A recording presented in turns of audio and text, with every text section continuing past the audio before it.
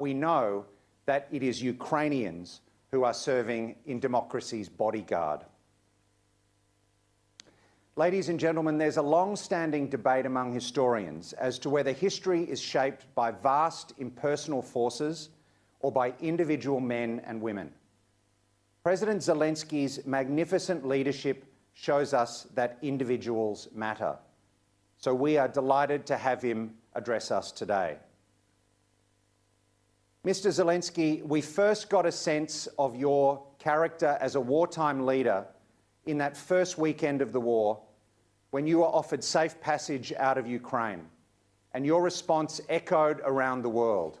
I don't need a ride, I need ammunition. We are now at a critical moment in the war, so we are very grateful that you have made time among all your other duties to speak to us and take some questions from our audience and from me. Thank you, Mr. President. It is my signal honour to invite you to address the Lowy Institute.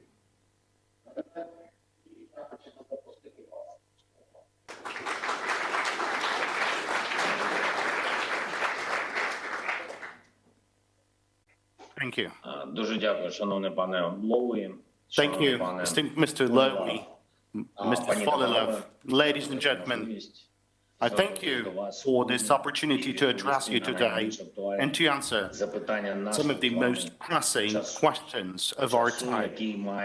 A time that has such a strong connection with the past. Almost 8 years ago, in November 2014, I was here in Sydney, in your Sydney, at the Lowy Institute. Angela Merkel, then the Federal Chancellor of Germany, gave a speech. And in her speech, she touched upon the topic of the Russian war against Ukraine, this illegal annexation of our Crimea, the hostilities in the Donbass, and the shutdown of the Malaysian Boeing in the sky over Ukraine. Now, Ms. Merkel then noted that Ukrainian crisis is far more than a regional one. It affects all of us. Now, let me remind you once again, these words were spoken almost 8 years ago. That is 8 years before Russia was able to turn a hybrid war against Ukraine into the war. Not a crisis, but a full-scale aggression unseen for Europe ever since the Second World War. Now, why was this possible? Why, despite the realization back in 2014 that Russian aggression is not something local, but a global threat, still, Russia had the possibility of such an escalation that started on February 23rd this year.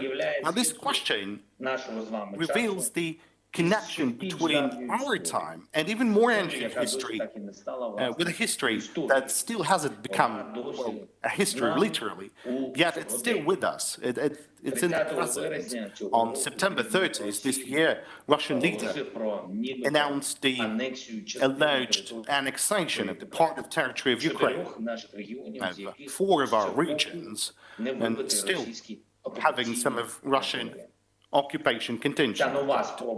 This new attempt by Russia to grape someone else's property is an obvious attempt to repeat what happened in 2014, that is to repeat Crimea. It's not just annexation as such. Russia is trying to put the international community under such conditions so that the response to yet another Russian crime against international law would fail to correspond to the severity of such crime, just as it was in the case with Crimea. In 2014, we have not seen the truly tough sanctions against Russia. It was not punished for the crime. At the time, there was a very strong desire among many in the world to close their eyes to the Russian, to consider the war being simply a crisis and to preserve relations with Russia. Although they said that the threat was global, they acted as if this was something purely local, calling it the reason for higher aggressors' sense of impunity would be an understatement. But this always happens. When a criminal does not receive an adequate punishment for a crime he has committed, he perceives it as a permission for further criminal acts. They are weak. Now, this is how the aggressor reacts when he feels no response. Now, does he feel it now? Knowingly or not, but Russian leader chose a very symbolic date to start this very attempt to annex our territory, September the 30th. The 30th. Now, this day takes us back 84 years in the history of Europe and the world. It was on this day that another aggressor, but similar to this one, succeeded signing the Munich Agreement to annex someone else's territories. Now we remember this agreement under the name of the Munich Conspiracy and consider it an example of political cynicism and a fatal mistake, a mistake that took tens of millions of lives. But signing of Munich went with different assessments and evaluations. Some would say that the agreement would give peace to the generation of that time. Different countries, different voices, but still there's this thesis that you can simply agree that the aggressor is seizing something, taking something once again, that it is possible to draw some kind of conditional line somewhere that will satisfy Russia's appetite, and supposedly after that the war will stop.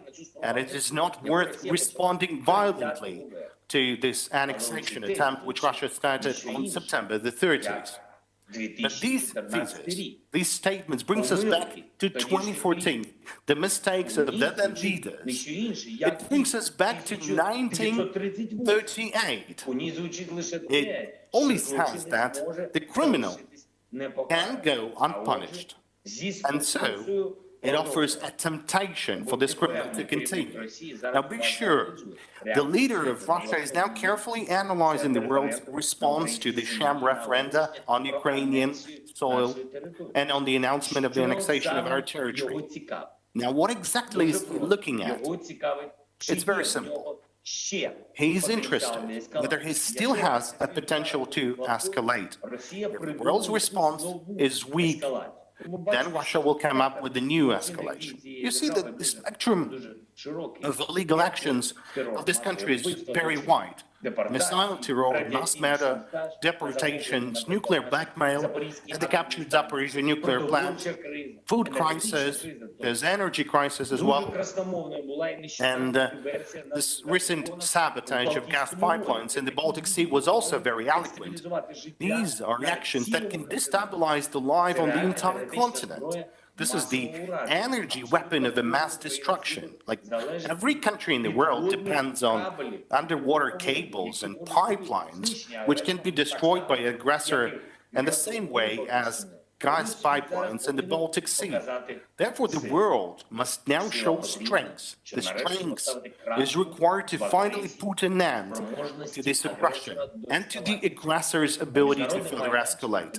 On international platforms, there's a need for clear and straightforward condemnation of Russia for their attempts to annex Ukrainian territory, so that it would be so much different from what happened in 2014.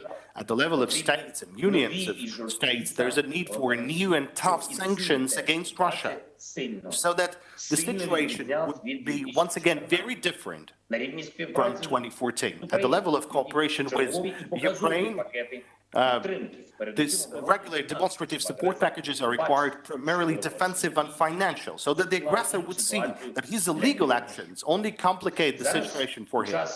Now, it's a time that has such a strong connection to the past. We have a historic opportunity to set a precedent that will turn the history of aggression into the history, and that will teach any aggressor that no crime against international law will ever again be left unpunished. Now, next week, the UN General Assembly will consider a resolution of non-recognition and condemnation of another attempt to annex the territory by Russia. We in Australia have long had effective cooperation at all international platforms, and in particular the UN. And we must now direct our joint efforts in a way to make the vote at the General Assembly for this resolution as unanimous as possible. I'm asking Australia to use all of its influence to convince as many countries as possible not to remain neutral and to vote for international law and against the Russian annexation. Ukraine has a very meaningful defense cooperation with Australia. And after my first address to the Parliament and people of Australia in March, your government decided to provide Ukraine with Bushmasters, and we are very grateful. This equipment has performed masterfully in real combat operations. And the more weapons and ammunition we receive, artillery, drones, anti-aircraft defense, anti-tank, anti-ship weapons, the more Russia would feel the responsibility for violating international law. And last, the aggressor will feel that he allegedly has room for any escalation. The third element is sanctions. I thank the Australia for participating in this global effort to impose sanctions on the aggressor for this war. But this pressure makes sense when it is constantly growing and when the aggressor does not have time to adapt to the sanctions, does not have time to find ways to circumvent those sanctions. Now is the time to increase this pressure. Right now, when Russia has staged this sham referenda and staged this annexation, the price of such actions must be tangible and the consequences must be tough. The aggressor should have no illusions that 2014 can still happen once again. And the last but not the least, the world has seen many wars. Wars somewhere in one part of the world affected everyone globally. And it's not only about the direct negative impact of the war, but the impact of its consequences and results. If the aggressor achieves a result for himself, the one he wants, if the aggressive ambition is satisfied, then such a result would affect everyone in the world, even more and even longer than the war itself.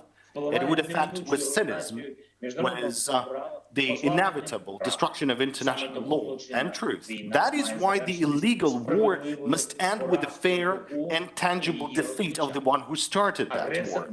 The aggressor must lose. This is what gives peace to generations, and not any attempts of conspiracy with the aggressor, not the appeasement of the aggressor, but making sure that he would lose.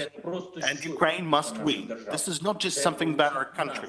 It's about all of us in the world. It's about Australia as well, about your freedom, about your safety, about our common values, and about our common peace. And our victory can historically reinforce that. Thank you for your attention. Thank you for the support to Australia, and glory to Ukraine.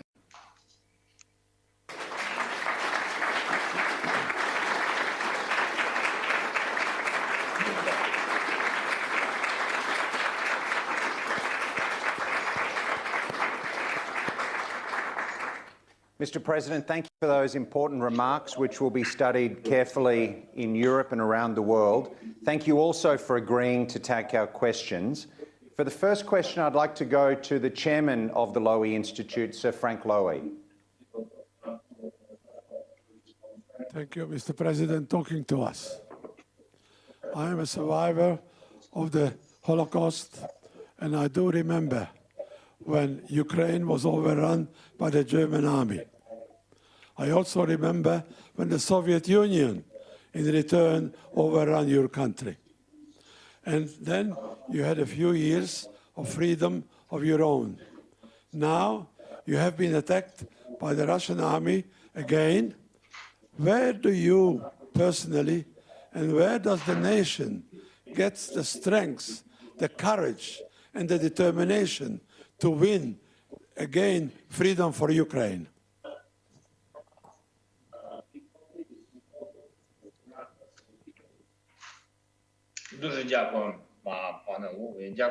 Thank you, Mr. Chairman. Thank you for the question. And with all due respect to you and your path, and this path that was taken by so many people, unfortunately, this is a historical path. But yet it's a path of victory over Nazism. What is the source of my strength? Well, when I see people like that, when I talk to people like that, when I understand what they have overcome in their lives, we don't have, the right to, to say pity words and stop at certain moments.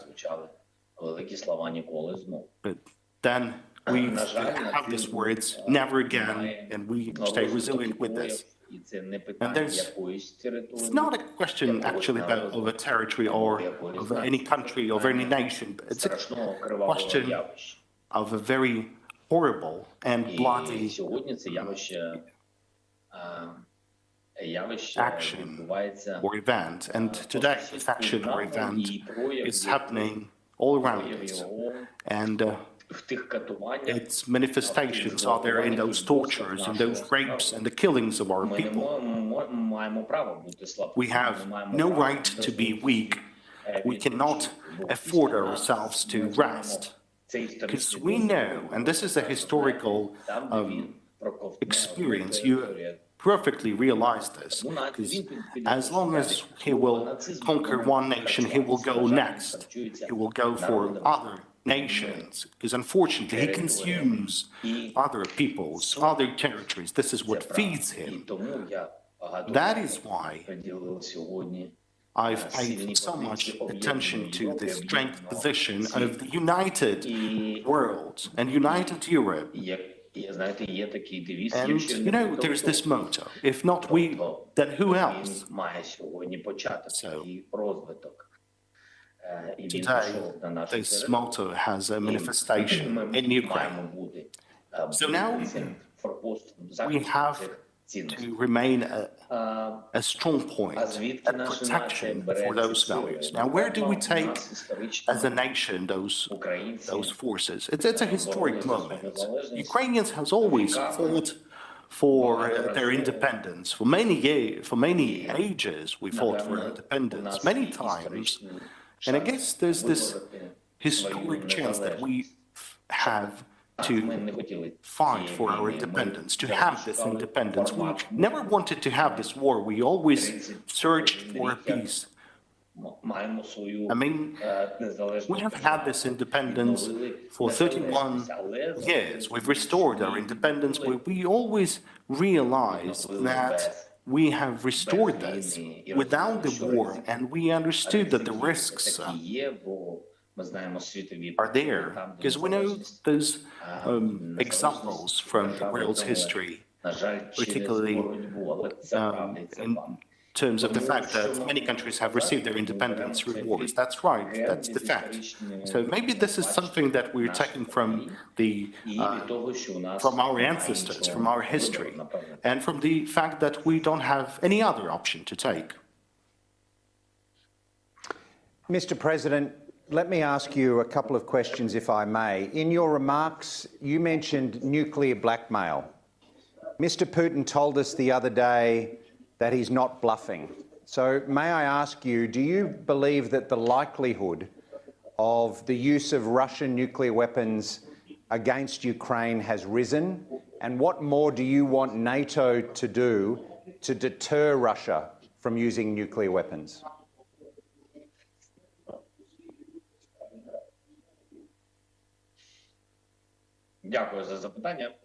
Thank you for this question.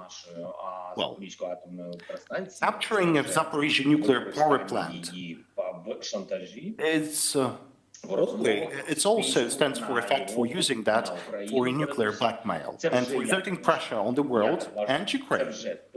And I believe that's already a nuclear blackmail, and now there's situation with the energy. Look at this from the point of security and from the pragmatic standpoint, and you would see that it's a blackmail, it's a crisis.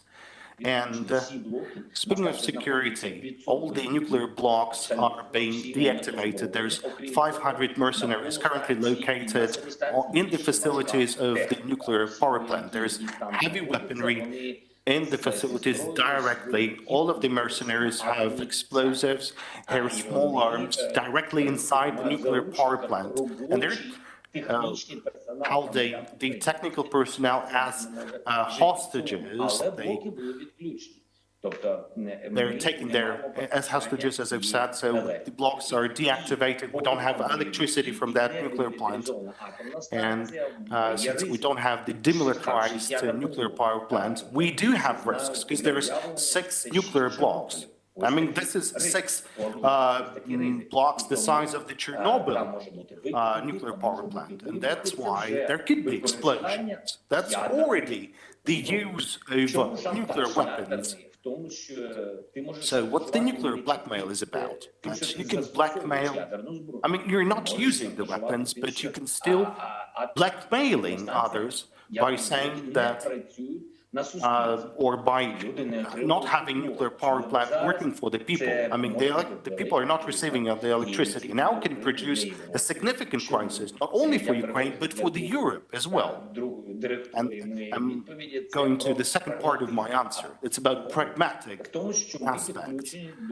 We've connected to the European grids, so we can, in these difficult and turbulent times, during the times of harsh winter, we can provide a lot of cheap electricity to Europe. And we are providing that electricity now to Ukraine, but everyone clearly understands, and there's this estimations and calculations that the longer they would occupy this power plant with deactivation of our nuclear blocks, they understand that at a certain point of time, we would need to disconnect and to not provide electricity to Europe, because we won't be able to do so, because we will have insufficient electricity for heating our homes. And this time is coming closer. This is a great risk. And it's not about months, really. When I'm telling things like that, I really understand what is happening. We are talking about the risks. This could be months, but this could be days or weeks. And speaking about the use of other nuclear weapons, it's hard to say. They hardly control everything that is happening in their country, just as they're not controlling everything they have on the battlefield. They wanted to capture us, like in 3 days. This is something that you've mentioned in your statement, but they failed. They didn't know what to try to do, whether to attack, whether to conquer, or to, I don't know, rob another house with whatever it has. So they've looted, they killed, they raped people. And the same is happening in their own policy, absolutely the same. And the very same is happening in their economy. There's these poor people and then wealthy state, and they will protect their wealth. And we can already see that these people are capable of committing such grave steps. Now, what the NATO has to do to prevent and deter the use of nuclear weapons by Russia. But what's important, and I have to underline that once again in my statements to the international community, preventive strikes, the preventive action, so that Russia would knew what would happen to them, and not in return, I mean, waiting for the nuclear strikes first, and then to say what's going to happen to them. No. There is a need to review the way the pressure is being exerted. So there is a need to review this procedure, so to say. Thank you. Let me ask you, Mr. President, about what this war tells us about Russia. We've learned a lot from this war about Ukraine, but what does it tell us about Russia? Mr. Putin launched the war to show Russian strength, but in fact he's telegraphed Russian weakness. We see that weakness in Russia's shambolic mobilization. We see it in the fact that one day Russia illegally annexes 4 of your regions and the next day it loses ground in each of them. What does the war tell us about the brittleness and weakness of authoritarian states like Russia?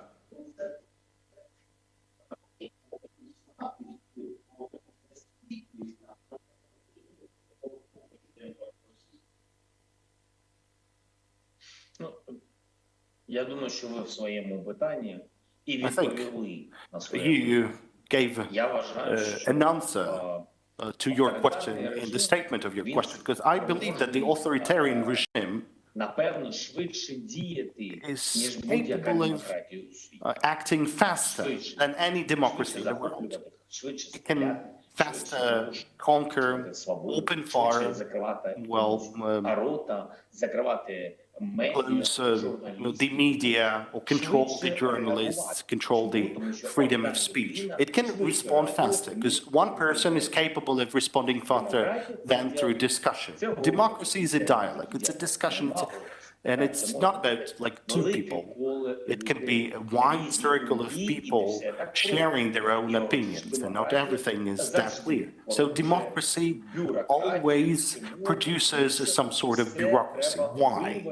Because everything has to be balanced. You have to take everything thoroughly. So that's what it stands for. Autocracy. Because there is no other opinion.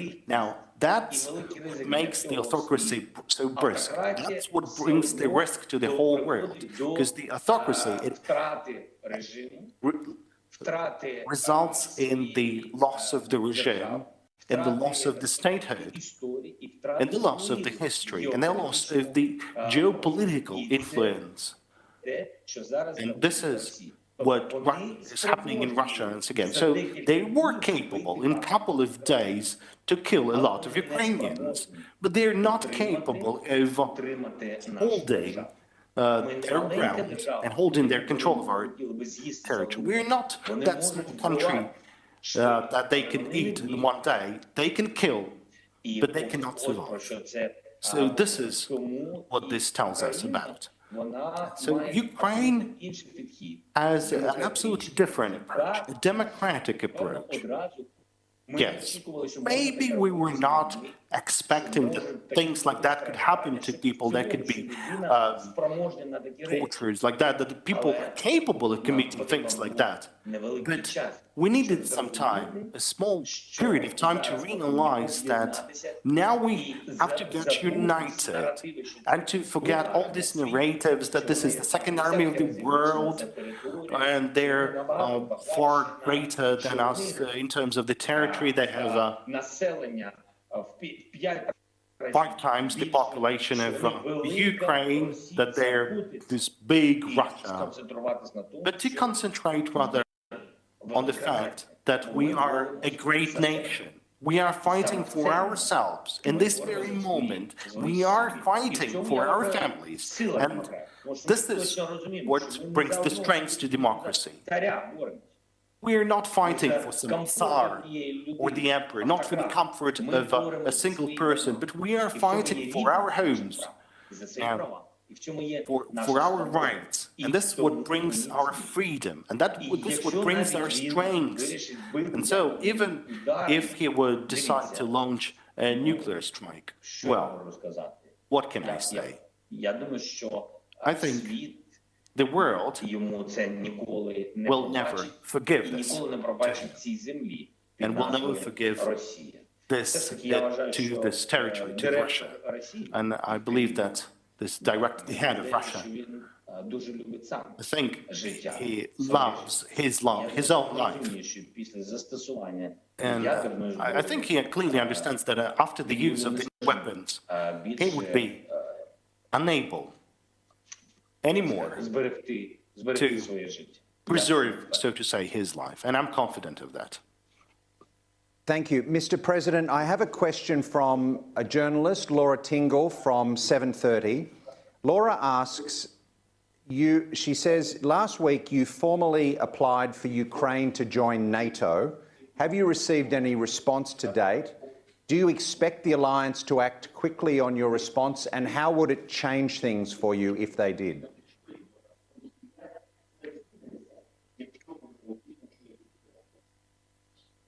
Це питання знов-таки, Well, про яке частково ми говорили. this is the question that we've partially covered. You don't need to be afraid of anyone. І, напевно, навпаки, треба I think it будувати has to такі be all the гарантії way безпеки different. для всього And you світу, need to build the security guarantees for the whole world so that nobody would have even a thought to become autocratic. And even if you are already autocratic, then you shouldn't have even a single thought that you can conquer the other territories or other nations. And for that, the West have to be united. And I think that without Ukraine, the NATO is not such a strong alliance, particularly in the European continent. And this is what we can see. We know what neighbors do we have, what risks do we have. And I believe for the strengths in the east of Europe, this is a very important step.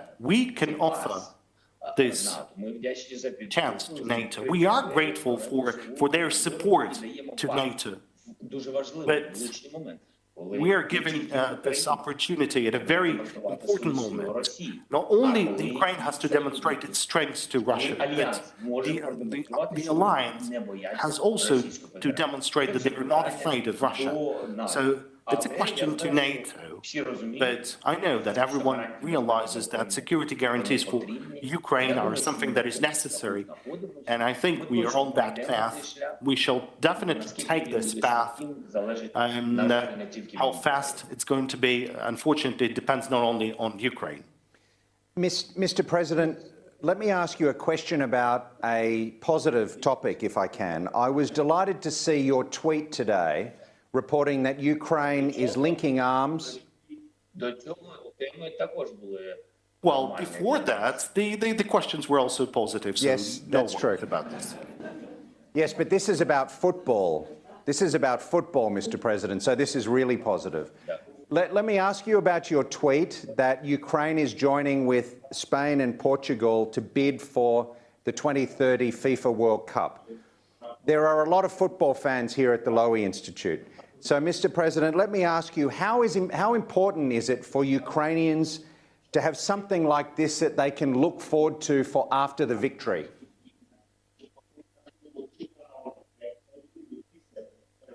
Я вважаю, що це вже говорить про впевненість України. It already stands for our confidence in the victory. And we, as an independent European state, would be hosting at a very high level the World Championship in football. I believe this is a very important signal. It motivates our people, it motivates our soldiers. And I think that's the right way. On the other hand, the world and our colleagues and Spain and Portugal and the world, it's important for them that they're accepting an invitation or an offer from us. It stands for the fact that the world also understands and believes that Ukraine will remain an independent country with such a wonderful perspective of hosting the World Football Championship of 2030. All right, and we intend to be there, Mr. President. We're going to be in the stadium with you. Let me ask you a final question, if I can. In July, Australia's Prime Minister Anthony Albanese visited you in Kyiv. What did you take from that meeting? How else can Australia help you? You've mentioned diplomatic influence at the UN, sanctions and Bushmasters. I know you guys like Bushmasters. What else can Australia do to help Ukraine?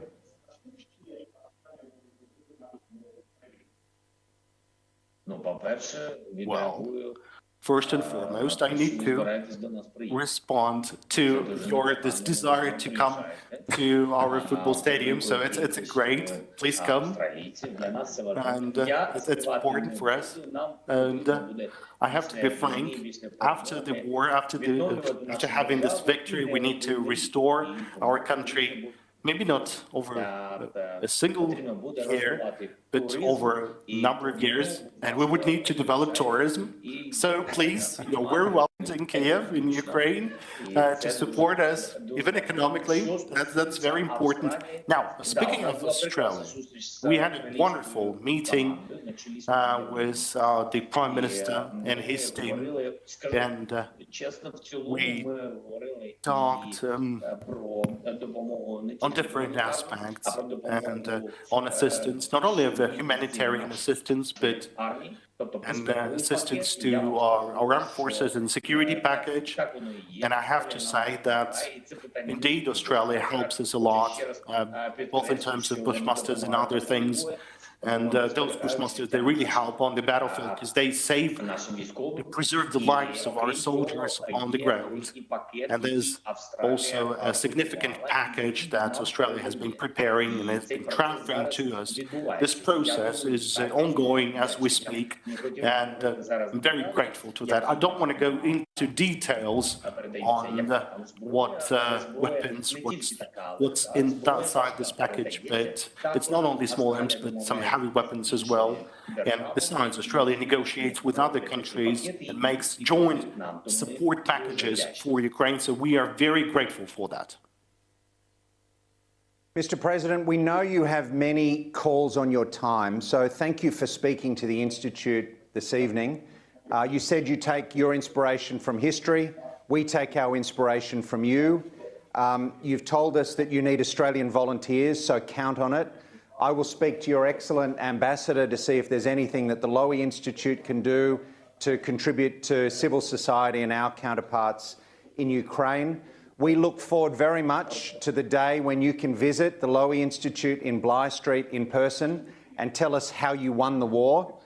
In the meantime, let me paraphrase, if I may, the great American presidential envoy Harry Hopkins, writing to Winston Churchill in 1941 when the United Kingdom was living under the shadow of invasion.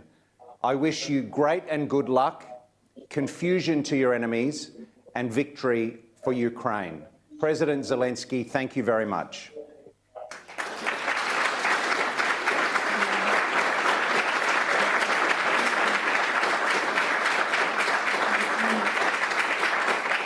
Thank you. Thank you.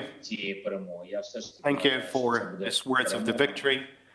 And I also believe this is going to be a victory that is important for the whole world, and not only to Ukraine.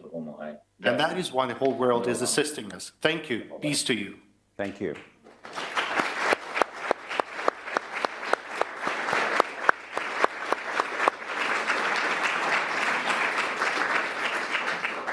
Well, that was quite an experience. Thank you, ladies and gentlemen, both here at Bligh Street and at home online for this special event with the Lion of Kyiv, His Excellency President Volodymyr Zelensky. Thank you and good evening.